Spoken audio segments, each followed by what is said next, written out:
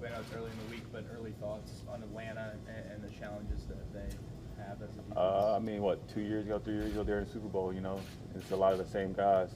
It's obviously the same coach, same defensive scheme. What you just said is one of the most insanely idiotic things I have ever heard. Everyone in this room is now dumber for having listened to it. I award you no points, and may God have mercy on your soul.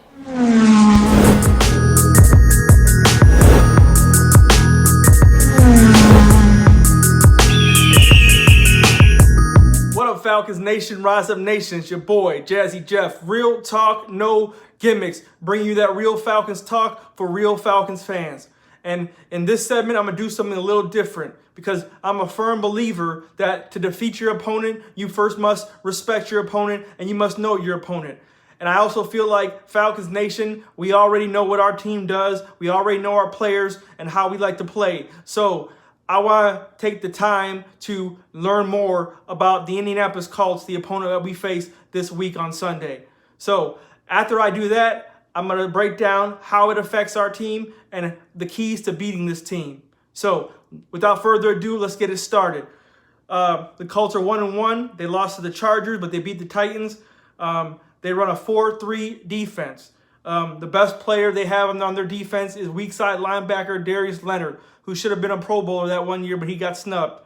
Anyways, Darius Leonard had 18 total tackles. He had 10 solo tackles and one sack in these past 2 games.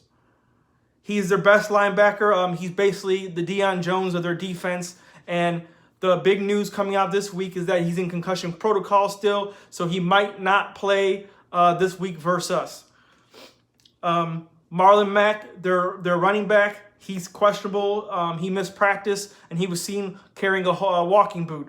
And this is big because he's their starting running back. He's their pass-catching running back. They actually run with 2 pass-catching running backs. Naheem Hines is their backup, and he also can catch out the backfield. They're basically like 2 Ito Smiths back there, so that's something we got to watch out for, especially after Minnesota Vikings destroyed us with Dalvin Cook. They also brought in Justin Houston, the old veteran from KC. He's still solid back there. He has 8 tackles and 1 sack, so we have to block him if we want to stay ahead of the chains and try to score points. In the 2 games combined, the Colts ran a total of 128 plays. 60 were pass plays and 68 were run attempts. So if you don't know anything about the Colts now, post Andrew Luck, they want to run the ball. They want to run you to death in the ground. They obviously now got that all-star Quentin Nelson at guard, so that is what they're going to try to do. They don't go bombs away anymore. Looking at the numbers, Jacoby Brissett's his throws travel 5.3 yards air distance in the air every attempt. So that's not really deep. But his passer rating is 107.8. So that lets you know that he's efficient. He's accurate. He makes completions. They're not deep. He's dinking and dacking to the backs, to the receivers. And I also noticed that when they get to the red zone, that's when they take their shot at T.Y. Hilton. So that's something that Trufant and them guys are going to have to watch out for. So they like to move the ball down the field with first downs at the first downs. They don't like to get it all in one play, kind of like we like to do. They have a 5-to-1 touchdown to interception ratio, which means that Jacoby Brissett does not turn the ball over a lot.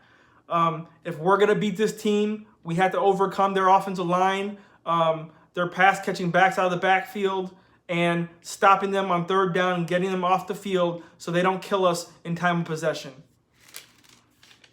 Now, after you've known a little more about the Indianapolis Colts, let's talk about the Falcons' keys about how we beat this team.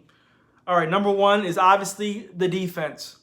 Obviously, last game versus the Eagles, our defense showed up to play.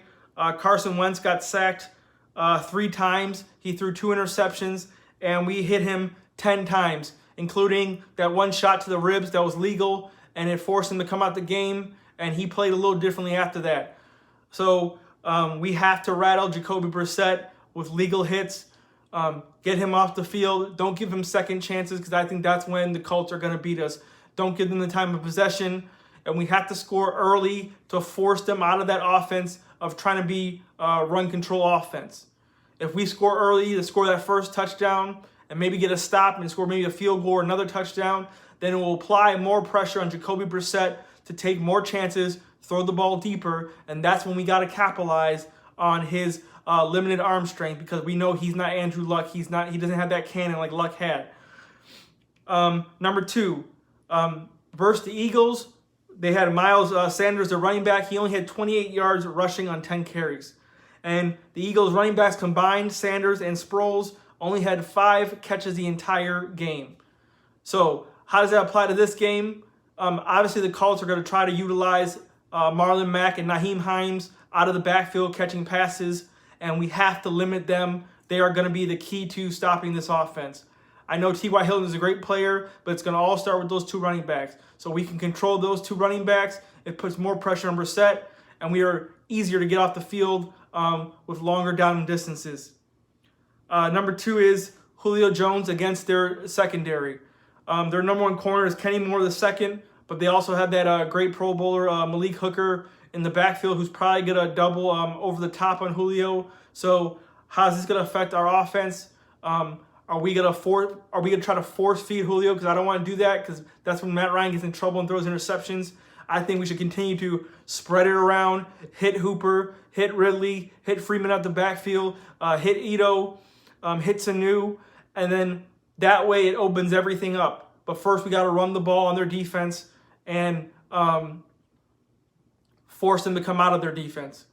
So, and then number 3 is make Jacoby Brissett have turnovers. Now, before I said that he does not throw a lot of interceptions and he does not turn the ball over a lot, but last game, the Titans forced him to throw an interception and he had a fumble. So this is something the Falcons need to capitalize on. One of the things that upset me versus the Vikings was that we hit Kirk Cousins so many times and he dropped the ball on the ground so many times, and we could not pick up the fumble to save our lives. We need to capitalize on turnovers and score points in the red zone. Matt Ryan, we cannot throw interceptions in the red zone. And then those are the keys to the Falcons winning this game. Falcons Nation, tell me what you think in the comments below of what do you think about the Colts offense and their team now that Andrew Luck is not there, and the keys to how we beat this team. Also, I will be at this game. It's going to be my first NFL game ever, so I'll be there rooting my team. Hopefully we come out with that W. I also want to shout out Real Pat Man for helping me out with the great information, the great stats, man. Real Pat Man is the stat man. That's why I call him, because he's the best in the business, man. Follow him on Twitter as well. Also, I'm on Twitter. My handle is @JazzyJeffRealT1. So, Falcons Nation, let's go. We here, we 3. Let's get another one on the board.